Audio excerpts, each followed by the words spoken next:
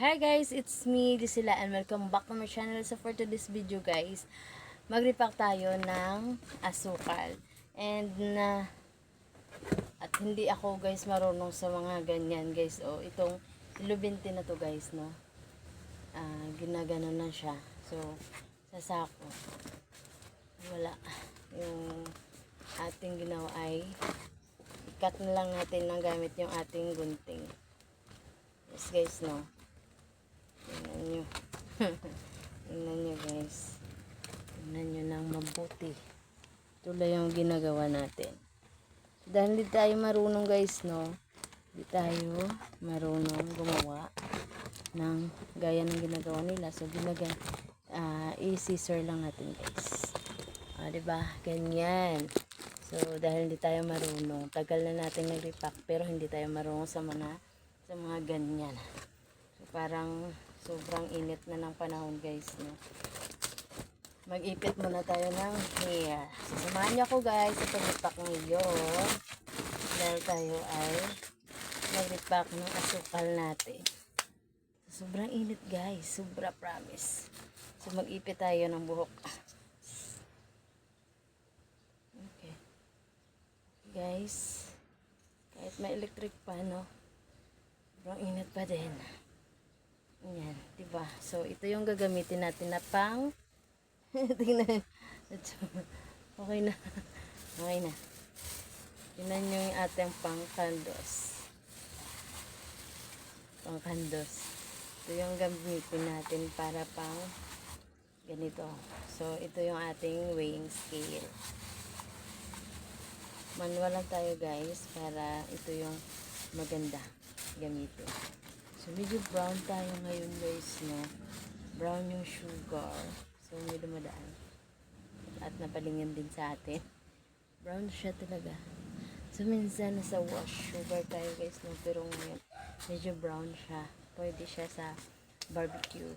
Pero okay naman yung wash. Pero, diba, yung mga nag-barbecue ng saging, ayan, gumagawa sila, ano siya, medyo brown. Maganda tingnan daw. O, diba? Ganun.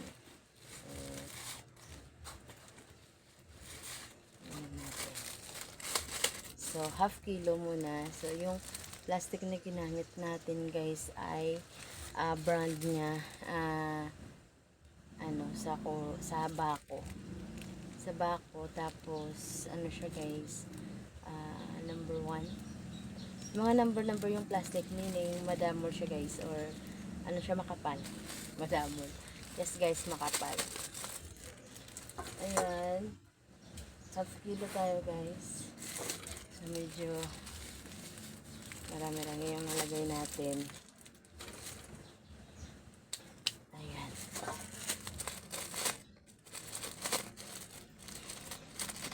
So, thank you so much. And sa mga family, maraming salamat. Ito yung ating ginagawa dahil mamaya at maya malaglalayas naman tayo guys. So, yun. Kung wala tayong gawain, ganyan yung ating, ito yung ating ginagawa. Ano lang, step by step lang ng ating araw-araw na gawain para hindi tayo malito guys, no, sa ating ginagawa. Yes. And sa pagkilo ng asukal guys, kailangan mo din, depende sa'yo guys kung paano ka magtali nito.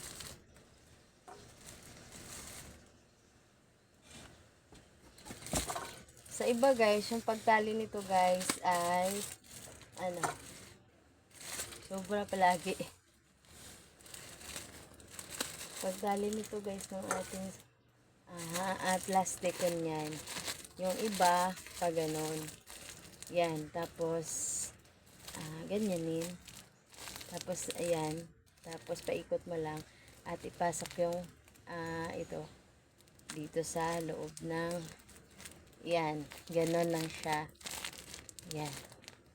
Tapos, yung isang natin, pag tali, iba naman.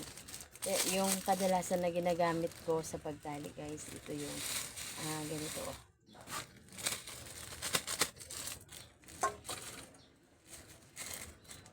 So, pag kulang, syempre, lagyan natin. Pag medyo, ano na siya guys, medyo sobra, ay kinukunan din natin, diba? So, ito yung laging ginagamit natin na pagtatali ito. Ganyan din lang natin. Tapos, paikutin. Tapos, merong kagawa tayo ng dalawang tainga, kabila at kabila.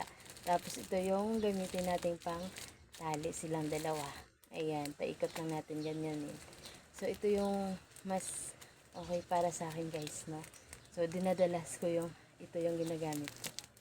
So, iwan ko kung anong tawag nito sa tali na to guys. Basta ganito yung paggamit ko. Kasi medyo na madalian akits sa ganitong type. Yes. Akala ko nga. Hindi. Basta ito yung... Pero mas madali yung isang bagay na yun guys sa pagtatalim. Pero, ano siya guys, no? Kung saan ka lang komportable. Mas komportable kasi ako sa ano guys. Sa hindi ko tansya. Alam nyo, bakit ako nagbabawas at nagdadagdag? Kasi hindi ko tansya. Hindi ko tansya hanggang ngayon yung mga ganyan. So, ito talaga yung lagi ko nang ginagamit. Kaya para sa akin, mas madali. Pero yung isa, okay din yun. Mas madali din yun. Pero ito yung akin. Parang ganun siya at magkaroon siya ng ganyan. Oh, parang malaman na laman. Yes, meron din siyang, depende talaga sa komportable ka guys. Dahil may nakikita din akong, iba yung pag, nila, paggawa ng kanilang, ng kanilang asukal. Parang ganun, walang hangin. Tingnan ko lang guys ganito. Tapos, medyo sa ano siya guys. Tapos, ito. Parang ganun. Diba? Yan. Yung nagpa-flatten siya. Ito yung may type na ganito. Ano, pag klaseng ano nila ng asukal. Pag balot. Diba? Ganun. Tapos walang hindi siya parang marami-rami siya. Flatten. Pero hindi siya guys. Ganyan lang talaga siya. Half kilo din. So, ito yung isa. Medyo maumbok. Ito flatten. So, dalawa yung klase ng pag gumagawa ka ng pag magputos ka na. Diba ganyan? Ito flatten siya guys. Parang ganito. Ito ay gusto ko to guys. Sure. Pero medyo may hangin siya guys, no? So, ang ginagawa natin, kung nakikita niyo sa sa dating vlog ko, ayan, meron tayong ginagamit dito na pang tusok. Para lumabas yung air. Yung may hangin dito guys. Dahil may hangin siya. So, medyo maumbok siya guys, no? So, ito yung gusto natin talaga na ginagawa. Kasi hindi ko, parang, ano siya sa mata, parang malaman na laman talaga yung, nila, plastic. So, maganda siya tingnan para sa akin, para sa customer. So, ito yung guys, medyo flatten para, parang ayaw ko, hindi ko to bit na klase. So, pero, kadalasan, yan, sorry sa ingay guys may nag-open ng kanilang bodega. Pero kadalasan guys, makikita nyo doon sa palengke, nakikita ko ganito. So, minsan tayo lang yung gumaganito, maumbok na pag siya, pagputos. Yes. Maganda para sa akin. Parang malaman siya, di ba? Ganon. So, depende na lang sa atin guys, no? Basta nag-repack tayo at sakto yung kilo natin. Ganon lang. At balikan din talaga tayo ng ating customer. So, ayan. So, gusto parang may malaman. So, ganito din guys. Nakaripak ko lang ng asin. Ganito din sa asin. Yes, parang maumbok din siya. Kung may hangin, so, lang natin, tusukin lang natin ng yung may ginagamit tayong pangtusok dito at lalabas yung hangin dito. Ganyan din sa lahat na nire-repack ko guys, no? So, mga harina, mga ganon, or flour kaya ng basta sa mga lahat na bagay na lang na nire-repack ko. parang maumbok, para maganda tingnan talaga guys, di ba? So, pero kung saan naman kayo komportable, okay na din yun. Yan, sa mga bigas, ganun, di ba? Yung bigas, nire-repack din minsan yung isang sako, ginagawang tawag 1 kilo. So, ayan. Ganitong